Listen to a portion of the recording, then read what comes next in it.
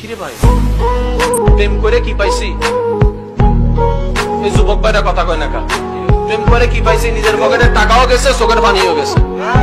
এই প্রেমটা যদি একবার আল্লাহর সাথে করতেন, এই প্রেমটা যদি একবার নবীর সাথে করতেন, তারপরে না বুঝতেন প্রেমের মজা কি। আমার আল্লাহ এত দয়াবান, প্রেমিকরে আগুনও ফেলে আবার ফুটতেও দেয় না। আমার আল্লাহ প্রেমিককে মাছের ভিতরেও ফেলে আবার খাইতে দেয় না। আমার আল্লাহ প্রেমিককে জেলের ভিতর ঢুকায় আবার ফাঁসিও দিতে দেয় না।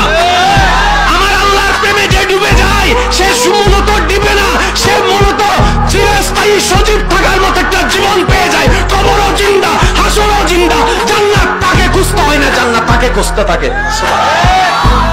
বুঝবেন, একটু বুঝবেন, বুঝবেন। বাঁচবেন আর কয়দিন? বাঁচার মতো একটু বাঁচার মতো জীবনটা করে ফেলেন না।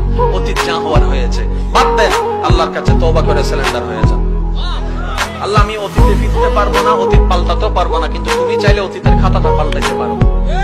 আল্লাহ, আমি বান্দা হিসেবে ভুল করেছি, ভুল রাস্তায় গিয়েছি, আমি তোমার কাছে। আল্লাহ, শুধু তুমি আমারে পাও কষ্ট দেওয়া লাগা, শুধু আমারে পাও এমন করো যে নামাজ পড়ে না তারা তো সম্পদ দিছো, যে সুদ খায় তারা তো দিছো, যে ঘুষ খায় তারা তো দিছো, আমি সৎ পথে চলে আমারে কেমন দাও। আমি বললাম, ভাই আপনি আল্লাহ দেওয়াটা বুঝেন নাই। আল্লাহ খুশি হলে সম্পদ দেয় না।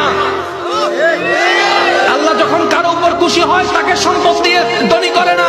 আল্লাহ যখন কারো উপর খুশি হয় তাকে সম্মানিত করে না। আল্লাহ যার উপর খুশি হয় তার অন্তরে শান্তি দান করে। আল্লাহ তাকে অন্তরের মধ্যে ঈমানের শক্তি দান করে। সুবহানাল্লাহ।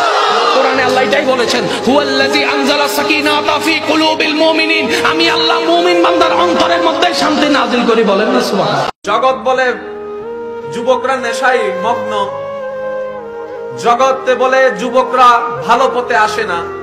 কই আজকের মাহফিলে তো পুরা কম, সব যুবকে না দেখা যায়। আসলে যুবকরা ভালো পথে আসে না কথা কিন্তু তা নয়। আমরা তাদেরকে উৎসাহ দিতে জানি না, সাপোর্ট দিতে জানি না, বিপদকালে তার হাতটা ধরতে জানি না, মন খারাপ লাগলে তার মাথায় হাত বুঝাই দিতে জানি না। দোষ ধরতে ধরতে তাকে শেষ করে ফেলি। একবার পরীক্ষায় ফেল করলে সবাই তার বদনাম করে, একজনও বলে না ফেল করেছো কি হয়েছে, সামনে পাস করবা। উৎসাহ দেওয়ার কেউ নাই। কথা বলেন ঠিক কিনা? সেজন্য আজকে যুবকরা বারবার সুইসাইডের দিকে চলে যাচ্ছে, বারবার যুবকরা নেশার দিকে চলে যাচ্ছে। এটার দায়ভার সমাজেরও আছে, পরিবারেরও আছে, আমাদেরও আছে। কথা বলেন ঠিক কিনা? যুবকদেরকে ভালো পথে ডাকতে জানলে তারাও আসতে রাজি আছে।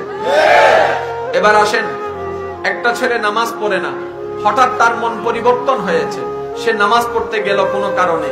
দেখবেন এলাকার সব মুসল্লিরা সে ঢুকার সাথে সাথে অন্যভাবে তাকায়।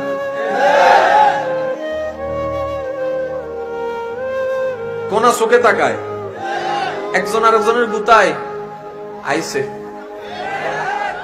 নিশ্চয় কিছু কুকাম করছে, আইছে। সে কি আর আসবে মসজিদে? কিন্তু আপনি আমি যদি সেই জায়গায় ওকে নিরুৎসাহিত না করে তার পাশে দাঁড়িয়ে এতটুকু বলতে পারতাম, ভাইয়া তোমাকে দেখে আমার মনটা খুশি হয়েছে, আজকে তুমি কারো পাশে নয় আমার পাশে দাঁড়ায় মওলার দরবারে সিজদা দিবা, তাহলে সেই ব্যক্তিটা জোহর থেকে আসরের আযানের আগে দেখতেন মসজিদের মধ্যে উপস্থিত হয়েছে।